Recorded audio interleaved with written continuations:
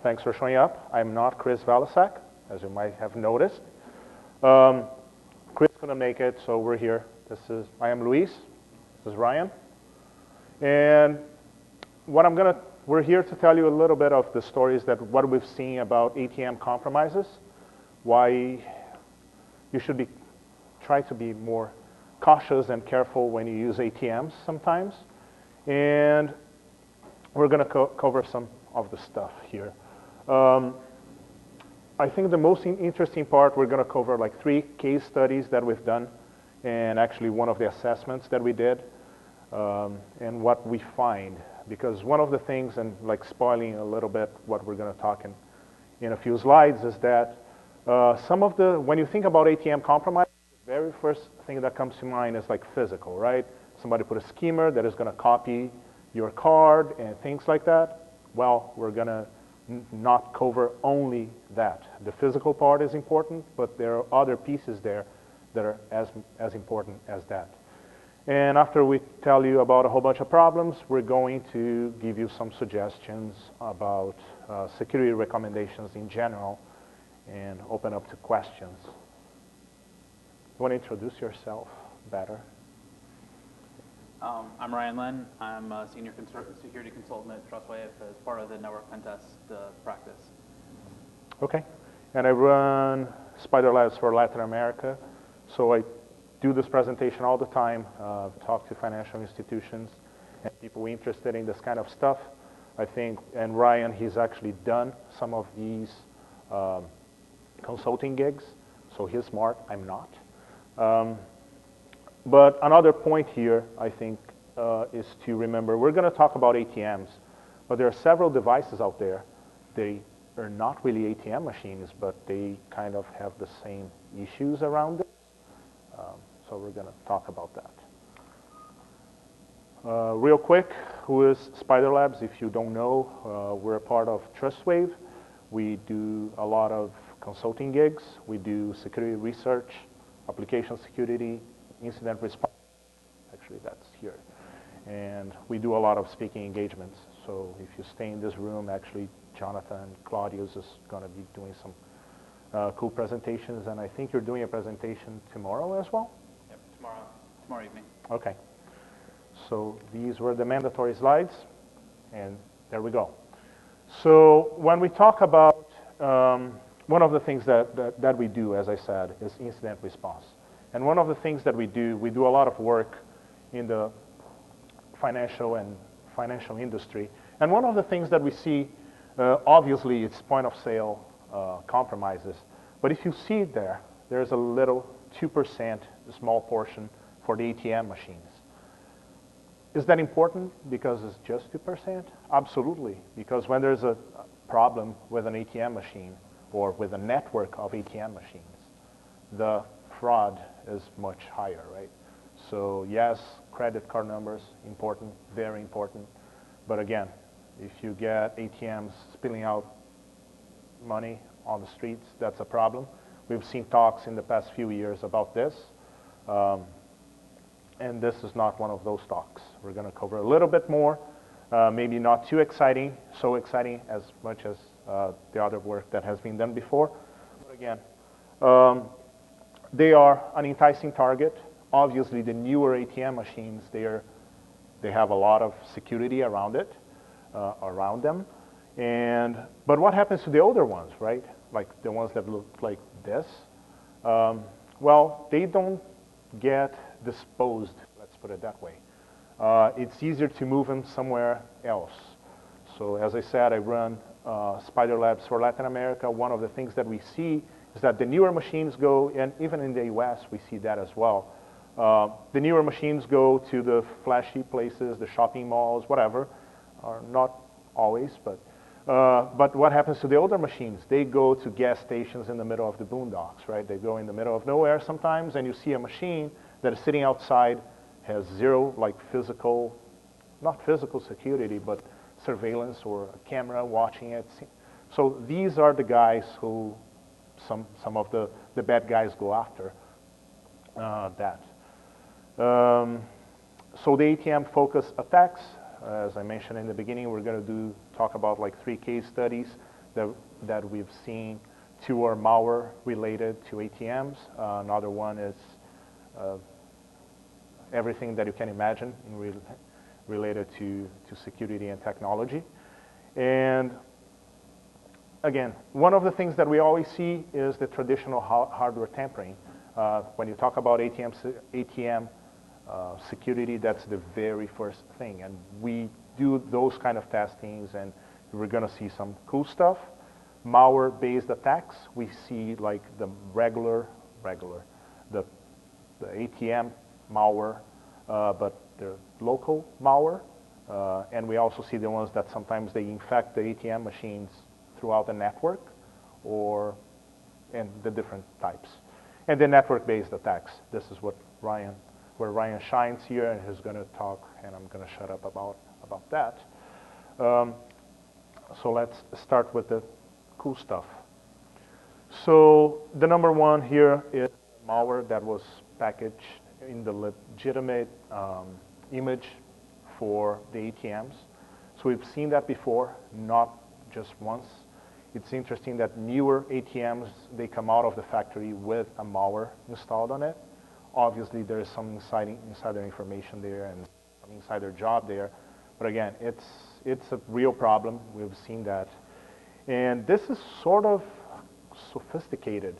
So the malware is installed, and the way it triggers the malware, different people within the bad guys organization, they have different cards, and every card triggers a different functionality of the malware. So the guy shows up with, I don't know, card number 1, and that card can only print, use the printer, the receipt printer, to print everyone who used that card, the card numbers and the PIN numbers, and it's just going to print that. He collects that information, walks away. Somebody else, as we can see probably here, somebody else can actually dispense money from the ATM. Some other ones can actually uninstall this. So they leave this running for a while, they collect this in their harvesting information through this, and eventually they walk away. And before they walk away, and once they decide they're done with that ATM, they can't even uninstall the malware. So when people are going to do investigations on that, the malware is no longer there. So that's a little scary and makes the life very hard for everybody else, right? And of course, we always talk about logs as well. Well, you can also restore or delete logs from that machine. One of the interesting things about this is who recognizes these dialog boxes? What operating system? Right, so a lot of these we see are Windows XP. So you start looking at older operating systems, the number of people who can write .NET apps versus can write binary code or assembly for specific platforms. You know, this really sort of opens it up for attack as well. Cool. Any questions about this one? I'm going to move to the next one. How was the malware delivered in the first place? This one specifically was physically. So they opened the machine, was a Windows machine, as you can see. Not in theory. Many ATMs, they have the USB ports disabled. In this case, it was not. I think it falls into the problem that I was talking before, right? You move the older ATMs to certain like remote locations, and those they kind of like people forget about them. What's the distribution of operating systems that are running on? The question was, what's the distribution of operating systems? It actually varies, right? The older ones, they run, as Brian said, Windows XP. We see other flavors of Windows. The newer ones, they're more specific or more proprietary.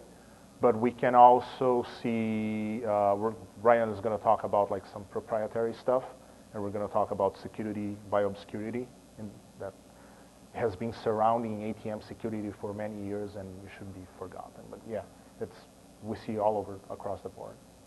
How does the delete function when it comes to deleting logs and all that stuff? Is it just an automatic delete, or once you start deleting all of a sudden it becomes running on the program and so on? Since the malware is written specifically for that platform, so the question was how the logs, how does it restore or deletes and manipulates the logs within the machine. It will, since it's going to, if there are any logs, right? Logs could be from the malware itself or could be from the system, and it's going to just, it knows how the system works, so it's going to just delete them. Moving forward, case from my neck of the woods. This is, again, targeting legacy ATMs. This is another that was a standalone installer via USB. This is interesting because everything is done via the USB port on the device. The other is not as fancy as the other one. This one is very, let's say, simple. They open the machine, they put a special USB with an auto installer there, installs the malware in that machine, and a few days later, guy comes back with another USB key that only the malware is going to see the signature on that USB key, and is going to dump all the information there. So there's no real interaction there with the user or with the bad guy, but he's going to take that out, and then they bring somewhere else, and they're going to read all the information there. We have seen cases that are not really related to ATMs, but just so you see how these kind of things work when we talk about like remote locations and things like that. I've heard of cases that the bad guys would drive in, get whatever device they had there doing the bad stuff, like, or that was compromised. They drive off and come back a few hours later, replacing that. And like the person who was working, it was a gas station kind of thing. They're like, what is this? Did you notice anything wrong? Yeah, this guy, he takes that box away and he comes back later. And like, you thought that was okay? He said, well, not really, but oh well, right? So yeah, it gets really bad. So this is, again, I think the operating system here, we know what it is. So he installs that, runs something, and then the malware keeps watching for something else, for a special USB key once it gets there. And this is, I think, this is going to get you thinking everything that surrounds an ATM, right? It's a network-based attack. This was the biggest problem there, lack of segmentation. So in theory, ATMs, they sit in like a segregated network. That's what everyone would think. Unfortunately, that's not the case all the time. So in this case, the public-facing website had a SQL injection. Don't have to get into details about that. From there, they started getting into the network. So they got the database server. From there, they mapped the network, which led to access all the WAN and branch offices, which they found out that the ATMs had VNC installed for admin purposes, and the VNC had blank passwords. And after that, they even found that the files were storing the data from the cards, right? The EPB, EMV, data. So this is, you can see, this is the other way around, right? Usually an ATM is sitting on a network, and that, in theory, that network just has ATMs and maybe like connections to the authorization switch, things like that. But in this case, it was everything. And we're going to get into a case that we actually have done a review here. So at this point, you might be asking yourself, right, how did the attackers get the malware there? We kind of talked a little bit. It's physical, but you're like, there's no security around it. Yes, there is, but we're going to see some of the bad cases, what people think security is. How can an attacker infect the whole network? And again, we would think that the PIN numbers would be encrypted, and sometimes they were. So I think this is what we're gonna, what we tested, right? So we left the cases that we studied, and we got hired to test a network. So we did this assessment, and we're going to look for everything that I talked about for the most part. Physical security, and then network pen testing of the ATM network. You unplug the ATM, Brian plugs his machine, and He's going to tell you all about it, what he sees. Application security. When we say application, is not obviously is not web application, but the ATM is like a package, right? As I said before, some ATMs they got out of the manufacturer with malware or out of the bank with malware, but application would be kind of the package from the operating system to does it have some sort of like file integrity software? Does it disables the USB ports? What kind of things can you do? We're going to talk about that. The other two, not really important for this matter. So I'm just cover this one, and then you can talk about everything else. So number one, what we do, we have to open the ATM. A guy who's a good friend of ours, from many people here, that actually works for us. He's really good with physical security. So the number one is to open an ATM. And opening an ATM, not for me, but for this guy is actually not a hard job. And as you can see, it's pretty much APC there. Has all the different connectors, USB ports, keyboard, all that kind of stuff. And to open this, it took him less than 8 seconds. So if he did that, an attacker could probably do that in less than 8 seconds as well. Actually, let me cover this one. And now, where the money is, right? The money box. So it has like a kind of two-factor security there. You need a key, and you need a code. So the key, we know how to deal with that, right? Same guy uses a lockpick, and he's going to open that thing, but well, he needs to know a code. For this one case, again, he was very lucky. But not only the code was easy, but the maintenance guys, they wrote it there, so it makes it easy for everyone else to remember. So, again, that is a no-no, right? Right there. So now I'll let Ryan talk about the cool stuff. Cool. So one of the things I wanted to mention about one of the previous slides was you saw the methodology that for the network attack where people came in through SQL injection. How many people in here are pen testers? Okay, so a couple. This is basically the same methodology that we use on pen tests. We start off with SQL injection and then continually try to escalate on the network. So it's a matter of continually looking for the different pieces to escalate to the next step. So when we start talking about the network test, our goal for a network test is to get a foothold and then continue to escalate until we get to the thing we want to. So this would be pretty much considered the same thing that the attackers were doing would be a goal-oriented pen test. If I wanted to get to the target network, I would follow these same escalation steps. So we start looking at what we do on these ATM pen tests as well. We follow these same steps as the attackers do. So for the case study we're looking at, the way that they came in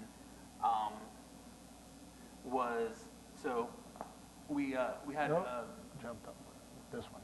So basically we start off someplace on the internal network. That's either unplugging the ATM and plugging ourselves in, which how many people have ever looked at the back of an ATM machine? Okay, so good, some nice mischievous people. Sometimes you'll see that the actual cord runs inside the machine, and sometimes you'll see that for easy access they cut out a place so that you can just jack it in the back. So it could be as easy as walking behind it and unplugging it from the wall or unplugging it from the machine and just plugging in there, or it could require you to actually go into machine. So then for this case study, we went and did an initial scan of the network devices, and we found over 400. So normally you'd think that this stuff was segregated, but no, we saw everything on the internal network. And part of the reason that some people do this is if you have a number of internal people who have to access these, maybe segregation isn't important. But even when you're looking at doing things like escalating on the network, part of our goal in the pen test is to find the people who do have access, because in almost every organization, there are some people that will have access to this target environment. We haven't seen a whole lot of places where it's actually air-gapped. So it's a matter of working through the network until you find those people. So obviously this is an insecure remote access solution that was deployed on the ATMs. When the forensic investigators got the image of the hard drives in memory, they found that there were trace logs. So one of the things that you can do for debugging purposes, if you want to make sure everything's going well, is you can turn on trace logs. A lot of the times when we see these, they are storing sensitive information, sometimes track 1 and track 2 data, which makes it really easy for attackers if you don't even have to do anything but pull these things off periodically via the network. You know, there's not a lot of walking up to the machine and getting the information. You can do all this remotely. So you also see default vendor supply credentials for the operating system. And the PIN block was actually found to be single DS encrypted, so it was easy for the attackers to get back out. So for the case study, obviously we were able to get physical access in about 8 seconds, and then access to the cassette, which was the PIN pad and the additional lock, was gained in about 10 minutes. 500 plus network targets were mapped in 20 minutes, and the trace logs contained over 2,000 accounts. And all of this was done from a single ATM. So one of the things I wanted to talk about is this isn't necessarily unique just to ATMs.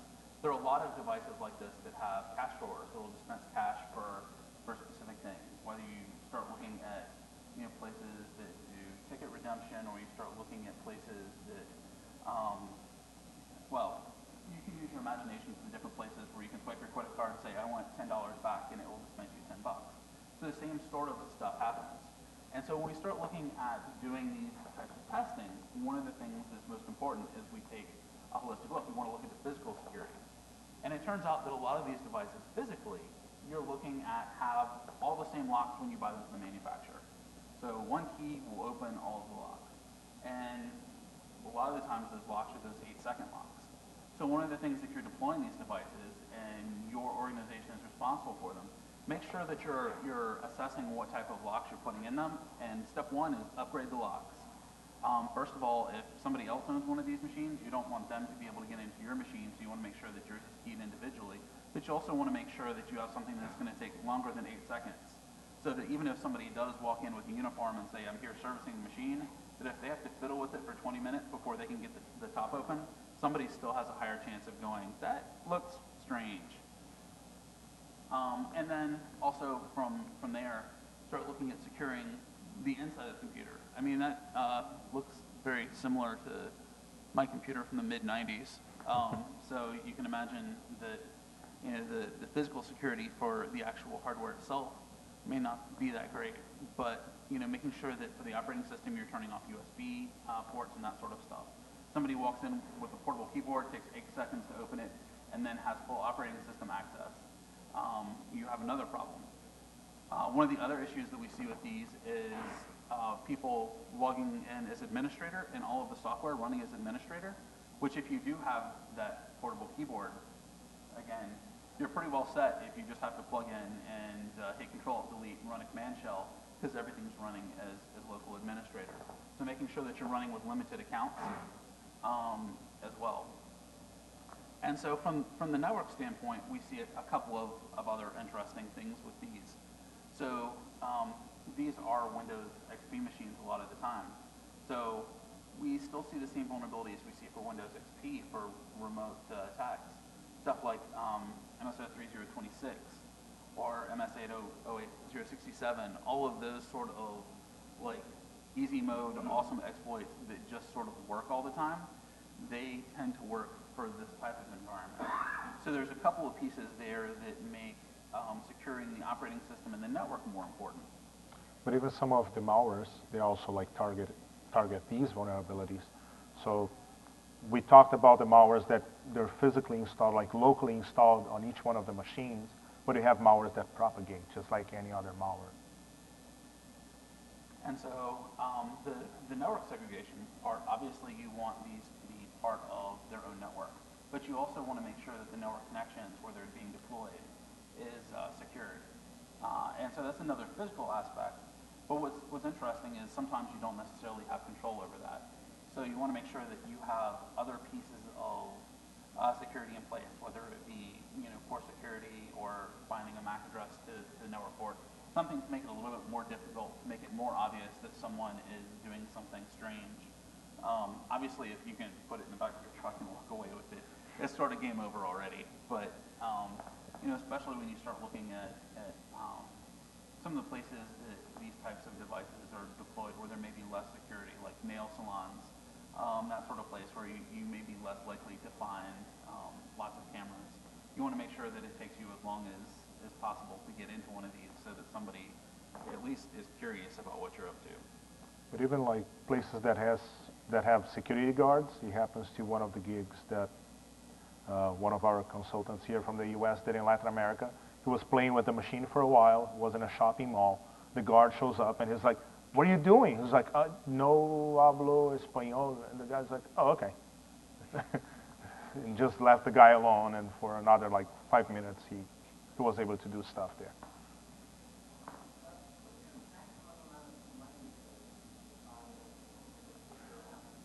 The question was, what's the maximum amount of money? Obviously, it depends on the brand and the model, but it's average like $10,000. It also, I think, depends on where they're deployed.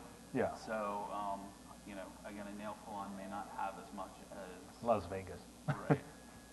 Someplace where they want you to be taking out hundreds. Yeah. Hi.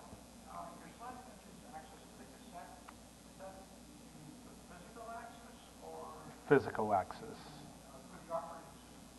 So there's actually two pieces to that. So where he showed the pin pad with the key together, that is where the cassettes live. There's like a little safe down at the bottom which has two-factor authentication. And the two-factor authentication is a little bit different. So that is where the cassettes of money are stored. And so typically you have a security person walk up, put their key in, type in the number, and then open that, deal with the cassettes. But it turns out that obviously the software has to dispense that stuff. Yeah. So depending on how much time you have on one of these, looking at attacks for like many of these, as you can see, there's serial connections and that sort of stuff. You'll see either a serial connection or a USB connection going to the cache tray. So the question is, how long will it take you to figure out the protocols behind dealing with the cache tray? There was a question here. Any sort of active monitoring for physical security? Like, I'm assuming these things are all networked online, so whoever the access panel is open, then expect to be there. Is there any place to like have an alarm sound at some point? Yeah, the question was, don't they have some sort of monitoring of these devices, like sitting there? And yes, they do, for most part. Obviously, the older ones, they don't have it, or sometimes they take the risk. But yes, we had a case that, yes, they said the guy was there and he was like playing with that, and the customer was sitting there. It's like, look, I opened that in like very easy. And it's like, yeah, but every time you do that in our knock, they have they get an alarm. This guy, call your knock, see if they got an alarm. So he knew there was also like a physical kind of device there that kind of like, you see in the movies, right? You put the gum or you hold with your finger and it doesn't go off. What kind of interface is present for commanding the cassette to reject one? The question, Is that authenticated in any way? Would it be cheaper to just command that to have access to the hardware rather than keeping the lock and using the combination? Suppose you don't know the combination like this. the question was, how is the access to the lock through software? Is that what it is? If it's authenticated or not, how does that work? It's what Ryan was saying, right? Number one, it depends on the model. Sometimes it's very easy. Sometimes, like the newer models, they're more, again, proprietary. Sometimes we play with it and just change the logos and things like that on the application side. And then it's just a matter of time to find what's the... So is it authenticated? I don't remember seeing any that was actually authenticated. And then the other piece of that is if you have enough time to actually start, pulling apart the applications, looking at DLL injection and stuff like that, even if it is authenticated, you may be able to directly call API functions, that sort of thing through DLL injection. So it depends on the level of access you have to the device. One there, then Mike. John? Mike. Similar question, but you're looking at the hardware interface between the controller and the cassette. Like, can you tap into those wires? The question was, is it possible to, if you look at the hardware, if you can put some sort of tap between the cassette and everything else in the machine? Possibly. We haven't tried that. So I think the other piece with the tap question is if you have access to look at the serial or USB commands, it's not just a matter of finding out what they are, but they typically have to be sequenced in a certain way. So spending enough time to determine the sequencing of this sort of thing. So it's a little bit more complex than just like, a command that says spit out 20s, because it's usually a series of sequences that you have to go to actually get any of that to work. So I have some experience in this area in the past that leads to this type of work. So one of the things I thought was really interesting when I was attacking the similar infrastructure was that a lot of these devices are just running like, your standard operating system, so like Windows XP, like you were saying Ryan before, like MS-DOS XP stuff is like an easy way to get in.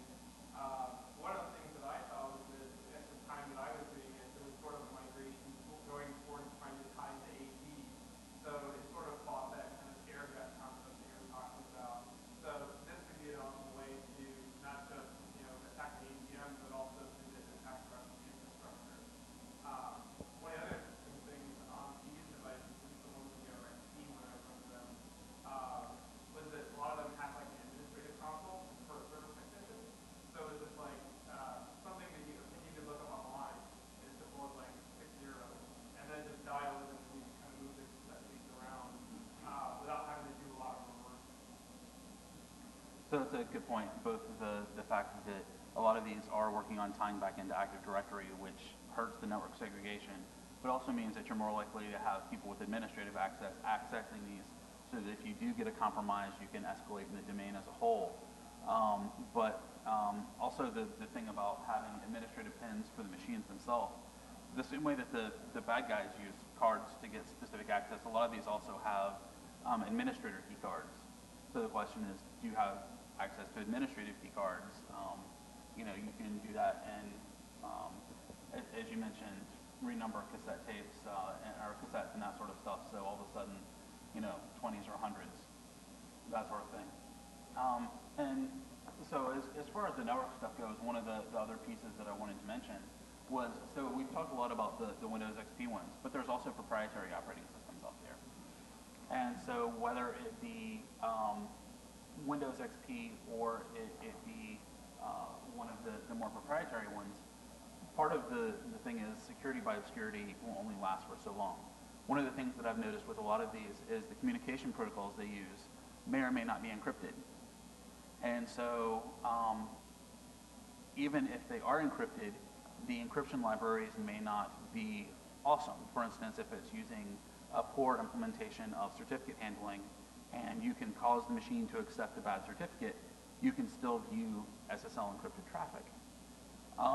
So when you start looking at that and you start looking at these protocols, just because the protocol is proprietary doesn't mean it's hard to pull apart.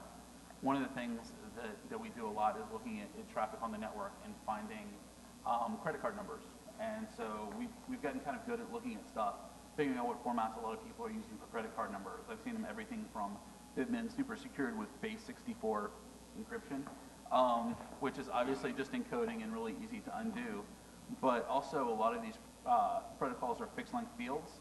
So writing parsers to take this data apart and then pull out just the good bits is not that difficult. And we're actually going to be talking a little bit about doing that in a presentation I'm doing tomorrow if you're interested in that sort of stuff. But so being able to take these things and look at this traffic that people are moving towards having more of it SSL encrypted, but there's still a lot of it that we see out there that still isn't. And even new rollouts we're seeing that people aren't doing encryption. And so if you have the ability just to sit between one of these devices and their upstream network, you can potentially even just passively listen and just quietly gather stuff along the way. So you wouldn't even ever have to access device or compromise a machine. So as far as the security by obscurity goes, regardless of what somebody says, that their communication is proprietary, whatever, make sure that you do have application pen test or network pen test come in and look at the communications between your pieces and see what's really there. So, do you want to do the recommendations? Yeah, sure. So I think the important part here, and again, remember this doesn't really apply just to ATMs, right? He mentioned other types of systems. We see the growth of like different types of kiosks and things that do different things. Even like in airports, you see kiosks for auto check-in and things like that. So yes, credit card numbers are important, but it's the bad guys are after anything they can monetize, right? So I think keep in mind that you're not only using an ATM, it's not only physical security. Kind of know who's servicing your ATMs, kind of the story that I said, right? The guy is there, shows up, starts messing with it. What are you doing here? I don't know. No, make sure people if the ATM is in the premises that has security personnel, that they actually know who's servicing the ATMs, and know who's servicing the ATMs on the sense that they're not giving out the goodies, right? They're not spilling out the beans to how they do that, or if they're using the same key for everything, if all the ATMs, they share the same secret code, things like that for servicing. Make sure it uses PIN encryption correctly. Don't use like some protocol that is easily crackable. I think we covered most of it. The presence of like trace logs, again, have logs inside the system that are actually not that people are not able to manipulate them. I think that's a point. And ATMs are just like many other types of devices like that. They're just computers. So some, again, they're newer ones. You think they're, oh, this is a total new device, but no, with a little bit of effort, even if you cannot break that one machine on the network side, as Ryan was saying, right? Just watching traffic, you can probably get an idea how they're communicating and get some good information from there. Unattended ATMs, yeah, sure. Don't use them. One of the other things I wanted to add to this was management protocols for these devices are as important as the actual transactions. So a lot of the times when these are centrally managed, you may see the actual transactions themselves are encrypted, but the management protocols going to these devices may not be. If you have the ability to figure out how the management protocol works and then add your own pieces to the operating system, it certainly will hurt the overall security, especially if you can change boot up sequences, inject malware through the management protocols, that sort of stuff. So make sure that not just your sensitive, credit card data is encrypted, but also your management traffic as well. I think we got a few minutes for other questions. I think there was a question there. Yeah, I had I had a question about relating to the app. Couldn't you just set up a log and go through that log to see what sort of patterns showed up and use those patterns to figure out what was going on protocol? You mean for the malware? For the set or the encryption. Oh, right. You were talking, it was a follow-up to his question. Okay, so the question was talking about the communication between the dispenser and everything else. If we were to set up a tab, if we could just like look at try to analyze the pattern of what was going on if there was there is a sequence, right? Sometimes there's a sequence to kind of find that, yes.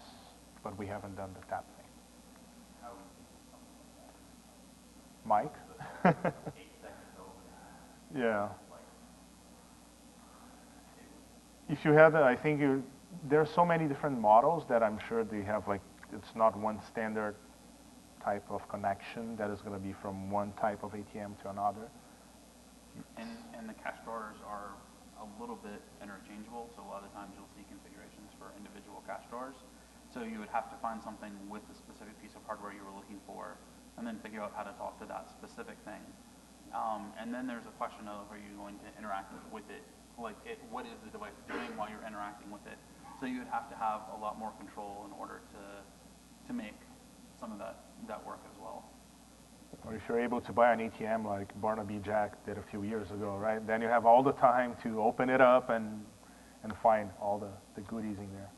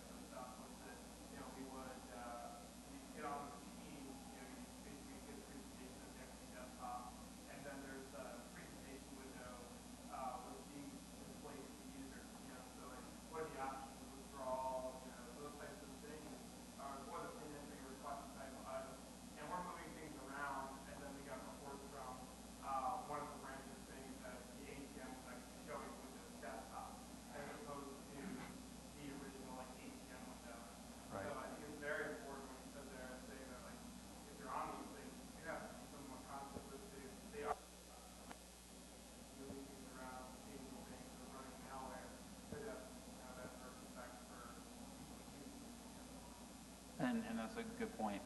One example of where we were doing some testing and stuff did start showing up is we were looking at actually middling some of these devices, and we injected a bad certificate. And so before you could click anything else on the screen, there was a big, do you want to accept the certificate, yes or no?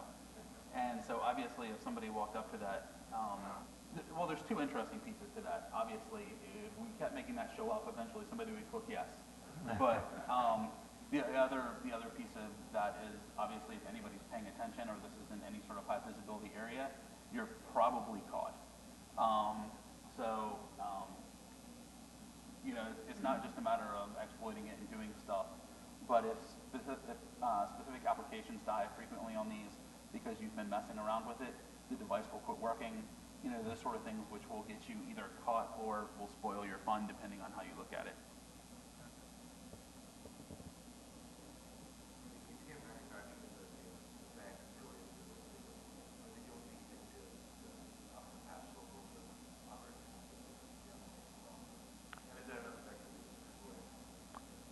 So the question is if the banks or ATM manufacturers are keeping up with patches and things like that. Yes and no, right?